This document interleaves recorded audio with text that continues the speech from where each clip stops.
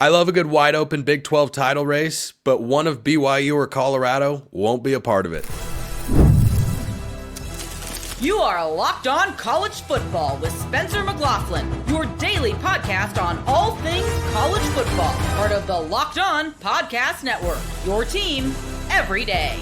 Welcome, everybody, to another episode of Locked On College Football. I'm your host, Spencer McLaughlin. Thank you so much for making this your first listen or your first view every day, part of the Locked On Podcast Network, your team every day and your daily source to stay up to date with the biggest stories in this, the greatest sport on planet Earth. And there's a lot to get to today. Who Auburn needs to pop? Luke Fickell extended?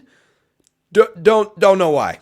I really don't know why. I do know this episode is brought to you by FanDuel, though, because right now, new FanDuel customers can get $150 in bonus bets if your first $5 bet wins. Drake Toll, Locked On Big 12, or Drake 12 as he is referred to here on this program, joining me. So the reason I go to these programs that were in the Big 12 title race for most of last season, Drake, that won't be in it this year, is kind of a law of averages play of sort. BYU was 4-2 in one possession games. Typically teams are, going to have a season where they're really good in those games, followed by a season where they're not as good in those games. Colorado, meanwhile, is losing 2 top 10 picks from its roster who were basically their entire team. Frankly, I can see a world where neither of these teams contends for the Big 12. Would you care to prove me wrong? BYU will certainly be in the top 3 of the Big 12 come the last week of the season. And I can explain why that's the fact later. I believe Colorado, out of those who you've mentioned, would be the school that will drop off. Reason being, their starting quarterback is gone.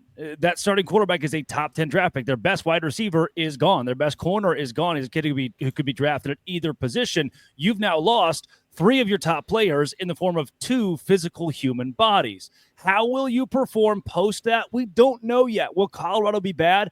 I don't think so. Will they be a Big 12 title contender? I cannot say yes yet. Now, part of this, Spencer, we have to understand is if you're a Big 12 fan and you sit here and you hear me or Spencer or Josh Pate or anybody else say that I think Texas Tech could take a step back or Baylor could unexpectedly take a step back or TCU or BYU, this is by and large a product of the Big 12. This is what the conference is. Last season, when I picked Utah to win the Big 12 championship, no one batted an eye. When I picked Kansas to win the Big 12 championship, no one batted an eye. It was like, okay, yeah. I mean, one of those programs. What a fool you are. I mean, what foolish picks there. You foolish, goofy, blonde-haired boy. I mean, you're crazy. And I'm clickbaity, I guess. And then I said that Arizona State would go 3-9, and then you flip the entire script on what happened there. So by saying that these schools that are predicted to be top-end Big 12 preseason won't match up to the expectation, we're not insane. We're not trying to lie to you. I'm not trying to blow hot air up your skirt and be like, oh, well, this is the year Houston wins national championship. No, I'm not saying anything world-beating here. What I'm saying is I do believe Colorado takes a step back without Shedeur Sanders. Sue me. He's a Heisman caliber quarterback. The guy that won the Heisman was on their roster. He's gone too. They're not going to be as good as they were last season, at least for the first 3 or 4 games as they figure it out. I do also think very high standard for Baylor. I'm not sure if the Bears are going to match it. Very high standard for TCU and Texas Tech. And those Texas schools that are supposed to take that next step next season based on where they were last year, can they do it? I believe at least 2 of the 3 will end up disappointing. One of them will end up below 500, possibly firing their coach at the end of next season. Why? Law of averages. Welcome to the Big 12. Who's going to step into the place of one of those 3? Maybe West Virginia. Maybe UCF.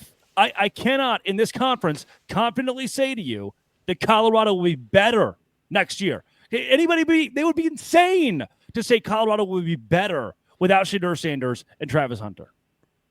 I think you're spot on the bus. I do still wonder about BYU. I was... Why? Why would you ever wonder about BYU?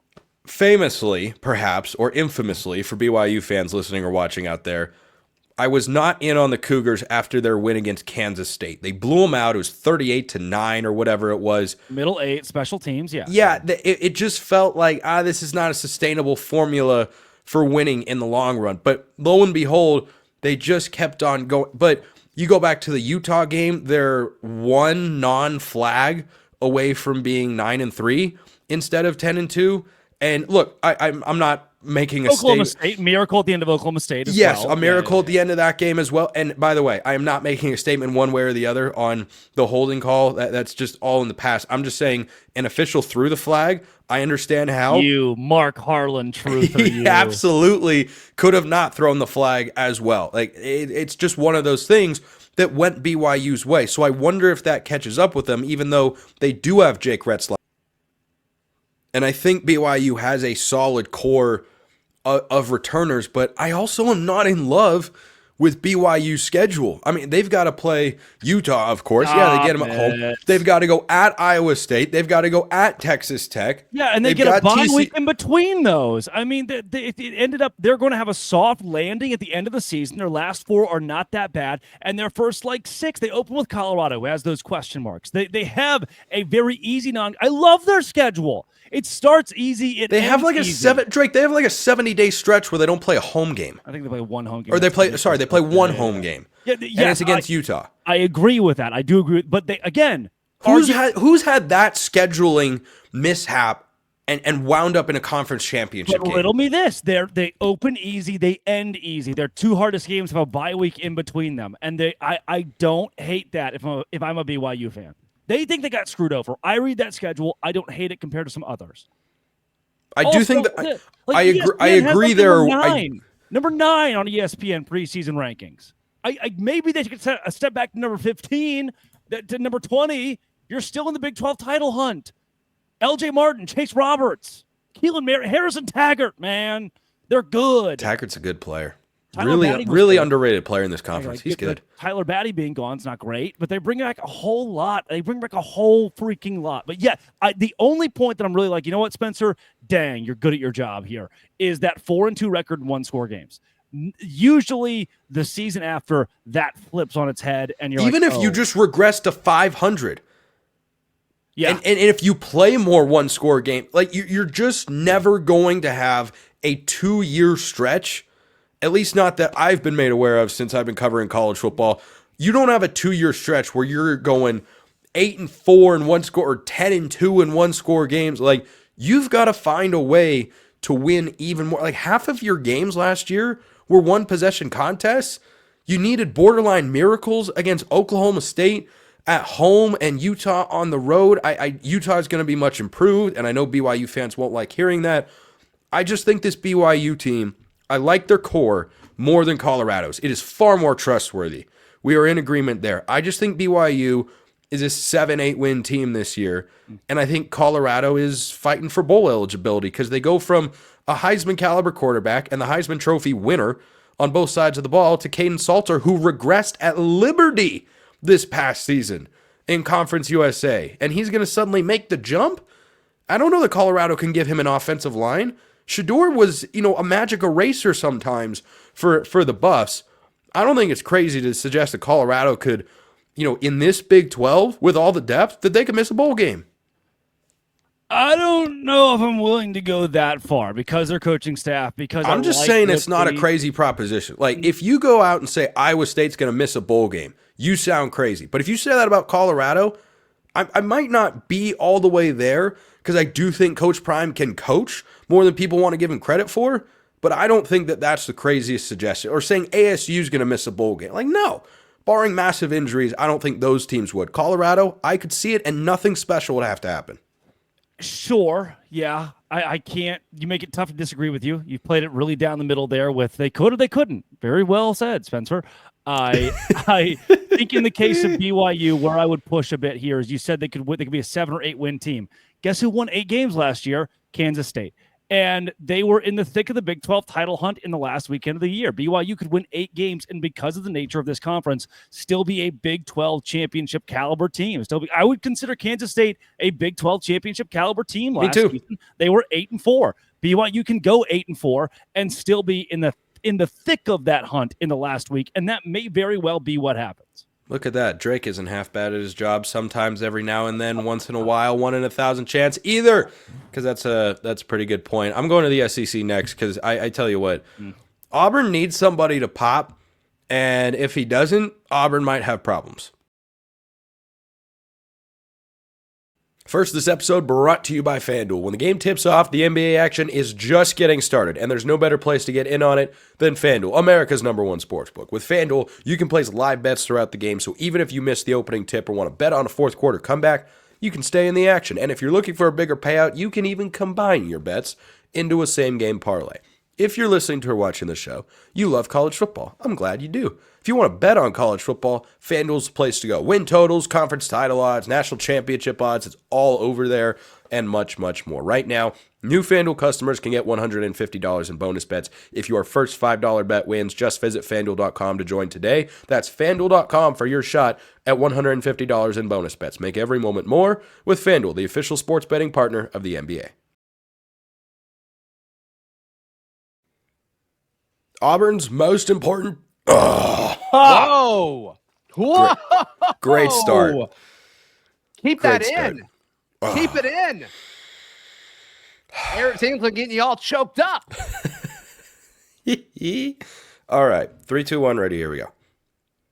Auburn's most important transfer is not exactly just Jackson Arnold. Zac Blackerby, Locked On Auburn, joining me here to discuss. Here's why I think it's Eric Singleton, Zach, who is one of the top wide receivers of the portal that moved. He comes over from Georgia Tech. Keandre Lambert-Smith last year had over 900 yards receiving on 50 catches, and that wasn't an offense that didn't do a whole heck of a lot. Arnold just had a season in which everything around him was a mess, and it went horribly. He got benched, then he returned. It wasn't any good. So the premise of him succeeding at Auburn, to me, is predicated on he needs to have an incredibly strong support system around him, and one guy in Cam Coleman can only do so much as great as he is.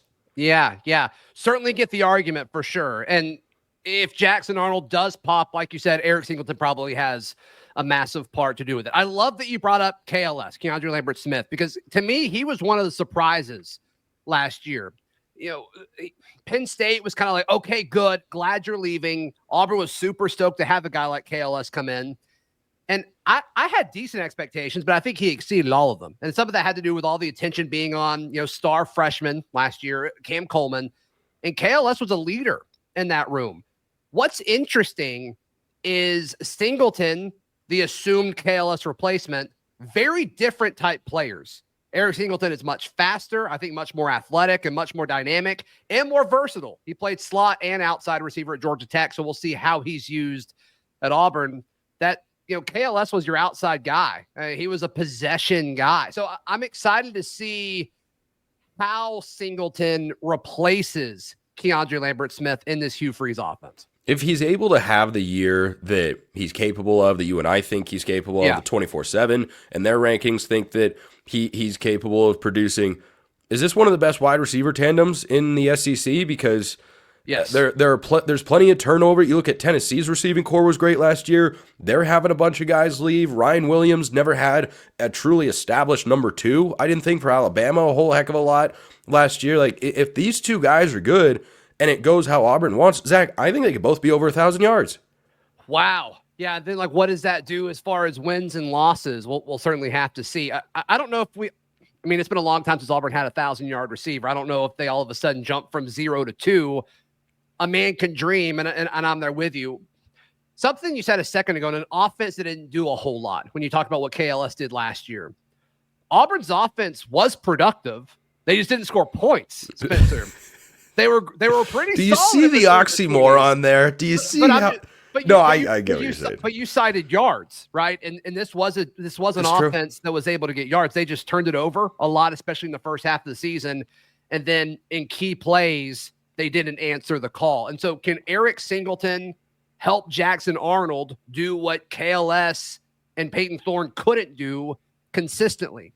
And I think some of that is talent. Sure, there's a lot of questions about the quarterback role in Hugh Freeze's offense, but I think a lot of this is scheme as well, Spencer. I mean, when you look at the tandem of Cam Coleman and Eric Singleton, and let's don't forget about Malcolm Simmons, who is a very talented true freshman receiver a year ago, who got in late, and he got better as the season went on. I think he has the chance to be a really, really solid number 3, one of the better number 3 receivers in the SEC.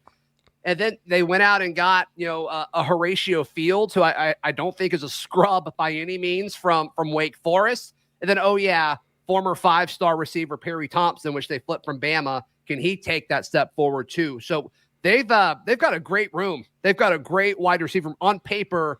One of the best wide receiver rooms that Auburn's had in a very long time, if ever. I thought last year the narrative around KLS was kind of odd because I liked him at Penn State. I did too. Sure. And you're right that it didn't feel like Penn State was making a huge push to keep him around. They were kind of like, if you want to go, then go. We're not going to, do anything. And then what was their biggest shortcoming? Oh, that's right, the wide receiver position. They literally, in the biggest games, could not consistently complete passes on the outside. Big Ten championship game, interception down the sideline. Now, of course, it was better for him to lose that game because that's how college football works nowadays. But they're trying to get the ball to a wide receiver, intercepted. And then they're trying to get the ball to a wide receiver against Notre Dame in the semifinal, intercepted. And I just really liked what KLS brought to that Auburn offense. And sure, I hear you on the differences between him and Singleton. I wonder if it doesn't open things up for Cam Coleman in a respect, because Singleton is a burner. He's a kind of Tyreek Hill style, go over the top and just run straight by you. Does that open up the middle of the field for Cam Coleman for him to have an even bigger year? It certainly could. It certainly could. And we'll see exactly what kind of roles that does open up for a lot of these guys. I think it's more than just Cam Coleman when you talk about this Auburn receiving core. So it does go back to Jackson Arnold, though, and all of this. There's such a large contingency that's putting Auburn's shortcomings last year on quarterback play. I think that had some to do with it. I think a lot of it was scheme and play calling. And so we got to see how Auburn addresses all of that. But, I mean, you said at the top of the segment here, Jackson Arnold's situation in Oklahoma was terrible. And everybody's writing him off. Horrible. And this is the same guy that last offseason, I mean, we saw it at SEC Media Days, people were hyping up Oklahoma. And I remember asking you and asking several people, like, they're replacing an entire offensive line, and they have questions about the receiving core. I agree that Jackson Arnold's talented. And now we fast forward a year later, and all of a sudden now everybody's writing Jackson Arnold off, despite him being in a significantly better situation, even if you include the offensive line. And I know, and I agree with you that Eric Singleton is a super crucial transfer portal addition. If you take out John Mateer, I mean, he was the best, he's the highest rated player in the portal until John Mateer entered the portal. But another guy that I think impacts Jackson Arnold just as much is Xavier Chaplin, who's the number one offensive tackle in the portal from Virginia Tech. I mean, I think he has a sizable impact on this offense as well. So Jackson Arnold should be in a much different and much better situation than what we saw with him a year ago. I said Hugh Freeze needs 7 wins to keep himself either off the hot seat or employed by Auburn University this year. Do you agree? I mean, we all know that there's variables that go into this. I do think there's a world where he could go 6-6 and keep his job, but I think 7-5 is, definitely. Yeah, I just don't know that you could make. I agree with the variables point. If the injuries flood in, if they're on a third string quarterback by week 5 because guys keep getting hurt, if 3 offensive linemen go down in the first week, you can give some context to it. Well, let's be even more realistic. Let's say they trip up on their road games and they lose to Georgia and Bama at home, and they lose a game they're not supposed to. That put them at 6-6. But what if they continue the recruiting trend and somehow in a 6-6, a world where they go 6-6, they hold on to their roster and they have another top 6 or 7 recruiting class? And if he's able to hold it all together, I don't think you can move on from him in that situation. And once again, we're talking worst case scenario. Yeah. It would certainly be tough because I think the back half of Auburn's schedule is incredibly favorable. Oh, there's a 4-game stretch there where they should go at least 3-1. I think so. And I don't think they go winless the rest of the year. I think they're going to be. And we kind of did this last year too, where it's like the schedule makes sense. But Missouri, I don't think they have a stretch where after Georgia, it's Missouri at home, at Arkansas, Kentucky at home, at Vandy. Yeah, that's the stretch. And then versus Mercer. Like, they should go 4-1 in that stretch. Yeah. I think if they do, Freeze is likely safe because that means they're competent enough to, win in that 7-win range. The question will just be, is there anything that excites Auburn fans going into 2026, or will it just be, you don't fire him after that season with the way he's recruiting, or is it just going to be, or maybe they beat Alabama and Auburn is electrified into, hey, Hugh Freeze is the greatest coach in the history of college football, or something along those lines. Yeah, and I think some of it depends too on, can you steal one at Oklahoma or at Texas A&M? Do you beat Baylor on the road? And I think if you go 2-3 in those first 3 road games at Baylor, at OU, and at Texas A&M, like I do think Auburn's fine. Yeah, I think they can be, but if they go 5-7, Hugh Freeze, I think, will. Yeah, and once again, we had this conversation when they started the season last year. It's like, okay, they should be 4-0 when they host Oklahoma. Yep. And they lost to Cal and Arkansas. So it was not. You got to play the games. Got to play the games. Did not go according to plan. Zac Blackerby. Wow. Locked on Auburn. I'm totally fine today, I assure you. And Wisconsin's technically fine. They extended Luke Fickell. I have no idea what's going on up there. What is happening?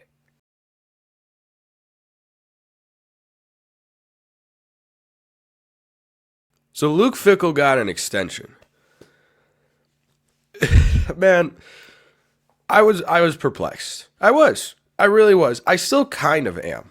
But then you realize this is something Wisconsin historically does. For consistency purposes, they like to bring their coaches on to a 1-year extension just to give them that solid commitment, I suppose. Here's what I wonder, though. Even if this is something you do regularly, why would you give it to a coach who just did something that is completely abnormal? Wisconsin just missed a bowl game for the first time since I was 4 years old. I'm 27. Wisconsin just went 5-7 and he gets a 1-year extension. I don't know that the optics are great. Now, Paul Chryst also got an extension before the year before he was fired. So make of that whatever you would like. It just struck me as odd. But Fickell in Wisconsin so far has not been as good as he should be. That I hope is clear to Badger fans. This is a program that is, reminiscent to me in the Big Ten of Michigan State. Top of Tier 2, bottom of Tier 1. Once every 5 to 7 years, they should be able to play in the conference championship game. And in the 12-team era, make the playoff. That should all be incredibly feasible. But so far, not only has that not been feasible for Wisconsin under Luke Fickell, they haven't even really been close. In his 2 seasons in the Big Ten, he's 8-10 in conference play. This is kind of under the radar, one of the hottest seats in college football. I don't know that there are a ton. Hugh Freeze at Auburn comes to mind. Dave Aranda, if they have a disastrous season at Baylor, could wind up getting fired after this year. But Fickell has really, I think, underwhelmed. I thought the first season was solid. You have a winning record in Big Ten play. Anytime you do that, okay, I'm not going to get on here and say, oh, it was just terrible.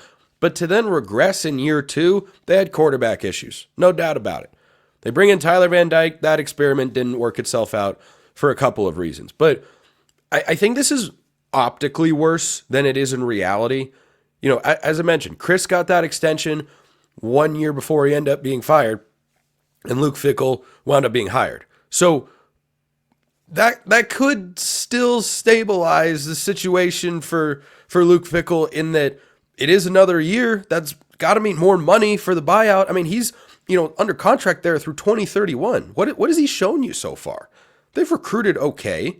They've got a top 25 overall recruiting class coming in this 25 cycle. They brought in a bunch of transfers. They've got Billy Edwards coming in from Maryland, who was solid last year, and I think will be better than what Braden Locke was able to give them at the quarterback position. They're bringing in a new offensive coordinator, but you see how much turnover that is? That's because last year wasn't good. Even beyond the quarterback struggles, it didn't feel like Wisconsin was close to not just being an elite team, but even taking a step forward from Fickell's first season at the helm. And that to me is why this came off as so puzzling, because there's nothing that I have seen so far from Luke Fickell at Wisconsin, who I know is a capable coach. He's the only coach to get Cincinnati, or to get a group of 5 team to the 4-team playoff. He did that with Cincinnati, and he was able to build the Bearcats up to a point where they beat Notre Dame. That's how they got in the playoff. So it's not as if this guy isn't proven or they were taking a flyer on him. No, he's been around college football a long time and had proven himself as a head coach at a lower level but semi-comparable program. So I say semi-comparable in that the level of jump. It wasn't, a Kurt Signetti going from James Madison to the Big Ten all of a sudden. You go from the American to the Big Ten. That's a jump, but it's not, the Grand Canyon of sorts. So this hasn't been a stellar beginning, like 12-13 in 2 years. What's great about that? It's been very underwhelming. They're going to go with, a whole new look on offense. They want to run the ball a little more, be traditional Wisconsin. Like, a coach having an identity crisis is the time you make an exception to your rule of, we always give coaches 1-year extensions. I don't know. Would it be the worst thing to light a little fire under his rear end and let him know that, hey, we've always done this with coaches, but you haven't earned the right to get that courteous 1-year extension yet? If I asked you right now, is Luke Fickell Wisconsin's head coach in 2031? Based on the first 2 years, you would lean towards, heck no. I don't think he's got a shot to be in that vein or to be in that realm. But can he turn things around? Yeah, one season can always change your perception wildly. It's just that the perception of Luke Fickell right now, I think, is accurate. It's bland, underwhelming, and Wisconsin just had a multi-decade historically bad season. It had been over 20 years since they missed a bowl game. They missed one this past year. So he's not the first guy to deal with quarterback injuries or, everything that went on throughout the course of the season. He's not the first guy. He's not the first Wisconsin team to deal with that sort of stuff. There's usually a higher floor. You brought him in to raise your ceiling, but he hasn't done that yet. So I get that they do this regularly. Okay. But this might have been the time to say, that was an abnormal season for us. We're not going to do what is normal and predictable and all that sort of stuff. But Wisconsin going into next year, I think Billy Edwards Jr. is fine. I don't know that he's a top half quarterback in the Big Ten.